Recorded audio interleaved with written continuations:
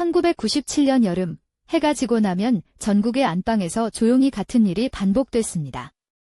사람들은 TV 앞에 모여 앉아 숨을 죽이고 화면이 어두워지기를 기다렸습니다. 그 여름을 기억하는 이들은 지금도 이렇게 말한다고 합니다. 그때 그 프로그램이 얼마나 무서웠는지 모른다고. 그런데 그 공포에는 시청자들이 알지 못했던 또 다른 층위가 있었습니다. 화면 속 이야기들은 과연 어디서 온 것이었을까요? 창작자의 상상이었을까요? 아니면 이미 수백 년 전부터 이 땅 어딘가에 존재했던 이야기들의 흔적이었을까요? 그 경계가 뚜렷하지 않다는 사실이 어쩌면 이 시즌의 가장 불편한 이면일지도 모릅니다. 전설의 고향은 1977년 처음 전파를 탄 이후 한국 공포 드라마의 가장 긴 계보 가운데 하나로 자리 잡은 시리즈입니다. KBS ETV라는 지상파 채널을 통해 해마다 여름이면 돌아오는 이 시리즈는 수십 년에 걸쳐 한국인의 공포 감수성과 함께 성장해 왔다고 할 수 있습니다.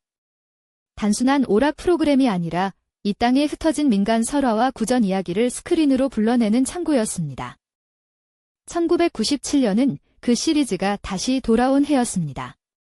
외환위기의 그림자가 드리우기 시작하던 그해 여름, 사람들은 현실의 불안을 잊기라도 하듯 화면 속 이야기에 깊이 빠져들었다는 분석도 있습니다. 그 시즌은 평균 시청률 약 19%를 기록한 것으로 알려져 있으며 당시 기준으로도 결코 가볍지 않은 수치였습니다. 이 시즌의 각 에피소드들은 민간 설화나 구전 이야기를 바탕으로 삼는 경우가 많았다고 알려져 있습니다. 옛날부터 마을마다 전해 내려오던 이야기들, 이름도 남기지 못한 채 입에서 입으로만 전해진 귀신 이야기와 기이한 전설들이 작가의 손에 의해 새롭게 재구성되는 과정을 거쳤다는 것입니다. 문제는 그 재구성이 어디서 끝나고 창작이 어디서 시작되는지가 항상 명확하지 않았다는 데 있었습니다. 1997년 시즌 가운데 특히 오랫동안 회자되는 에피소드가 있습니다. 11화, 제목은 사구리였습니다. 이 이야기는 방영 직후부터 시청자들 사이에서 이례적으로 강렬한 반응을 이끌어냈다고 전해집니다. 어떤 이들은 그 장면을 수십 년이 지난 지금도 선명하게 기억한다고 말하고, 어떤 이들은 그 에피소드 이후 한동안 잠들기 어려웠다고도 합니다. 사굴의 반향은 방송계 안에서도 감지됐습니다. 이 에피소드는 그해 한국방송작가상 드라마 부문 최종 후보까지 오른 것으로 전해집니다. 후보에 오른다는 사실 하나만으로도 당시 업계에서 이 작품이 어느 정도의 평가를 받았는지를 짐작할 수 있습니다. 그런데 이야기는 여기서 끝나지 않았습니다. 사굴은 결국 수상에서 제외됐습니다.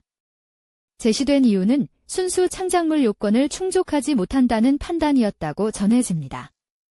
그러나 구체적으로 어떤 부분이 문제가 됐는지, 어느 원전을 어느 정도로 참조했는지는 지금도 공개된 기록이 충분하지 않습니다. 사굴의 이야기는 과연 어디서 온 것이었을까요? 그 원형은 실제로 존재하는 것일까요? 한편 같은 시즌의 24화, 사신의 미소는 전혀 다른 방식으로 이목을 끄는 에피소드였습니다. 이 이야기는 완전히 새로 만들어진 것이 아니었습니다. 약 16년 전인 1981년에 이미 방영됐던 작품을 당시의 기술로 재가공해 다시 선보인 것으로 알려져 있습니다.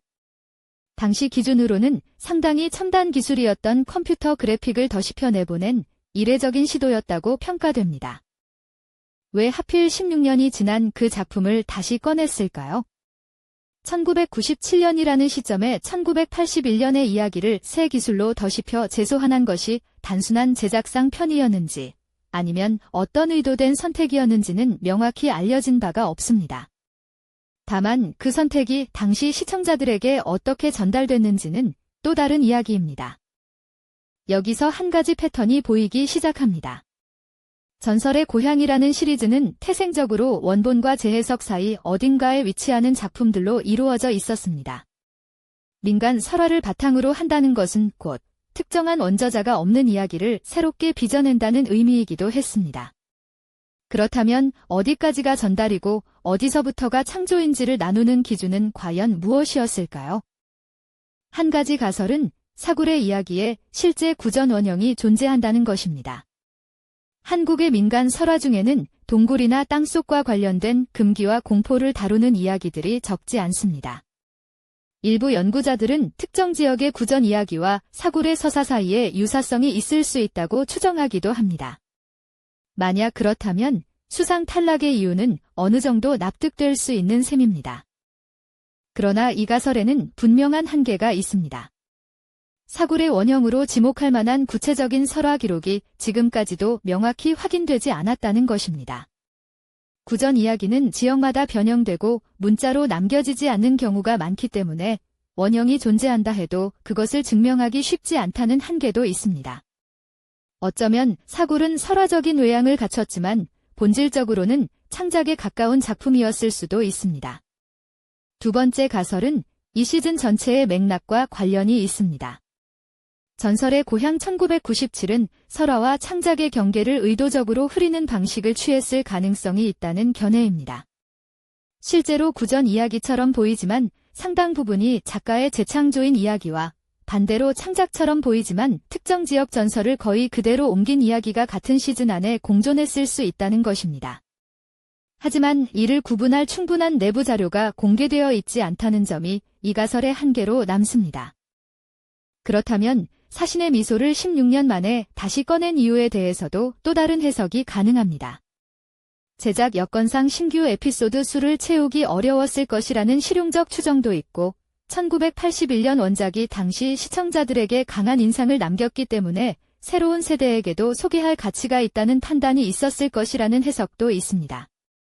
그러나 어느 설명도 제작 내부의 정확한 사정을 전해주는 공개 기록에 기반한 것은 아닙니다.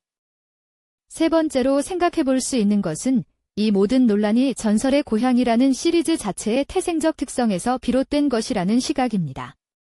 민간 설화를 방송으로 옮긴다는 행위 자체가 어떤 의미에서는 출처 없는 이야기에 이름을 붙이고 형태를 부여하는 과정이기도 했습니다.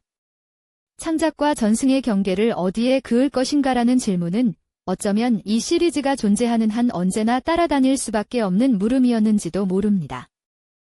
지금으로부터 거의 30년이 지난 지금 1997년 전설의 고향에 관한 공식적인 기록은 충분하지 않습니다. 수상 탈락의 구체적 이유, 사굴의 원형이 무엇인지, 사신의 미소가 재방영된 내부 경위는 여전히 명확히 밝혀지지 않은 채로 남아 있습니다. 그해 여름의 공포는 기억 속에 생생하게 살아있지만 그 공포가 어디서 왔는지를 추적하는 작업은 생각보다 훨씬 복잡한 길로 이어집니다. 어떤 가설도 이 질문들에 완전한 답을 주지 못합니다. 민간 설화의 원형이 존재한다 해도 그것이 어디까지 사굴에 반영됐는지는 알 수 없고 사신의 미소의 재소환이 어떤 판단에서 비롯됐는지도 제작 외부에서는 확인이 어렵습니다. 그 빈자리에 남은 것은 결국 시청자들의 기억과 그 기억이 만들어낸 또 하나의 전설뿐입니다. 전설의 고향이 그토록 무서웠던 이유는 어쩌면 그 이야기들이 완전히 꾸며낸 것이 아닐 수도 있다는 감각에서 비롯된 것이 아니었을까요? 어느 마을에선가 실제로 있었던 일, 누군가의 할머니가 어린 시절 들었던 이야기, 이름도 기억되지 않는 사람들이 느꼈던 공포. 방송이 그 이야기들을 화면에 불러낸 순간 이미 그것은 창작이 아닌 다른 무언가가 되어 있었는지도 모릅니다. 여러분은 어떻게 생각하시나요? 그 여름밤 화면 속에서 마주쳤던 공포는 창작자의 상상이었을까요? 아니면 수백 년 전 어딘가에 실제로 존재했던 이야기의 메아리였을까요? 사굴의 원형을 알고 계신다면 혹은 그 시절 전설의 고향에 대한 기억이 있으시다면 댓글로 함께 이야기 나눠주세요. 이야기는 기억되는 한 계속됩니다.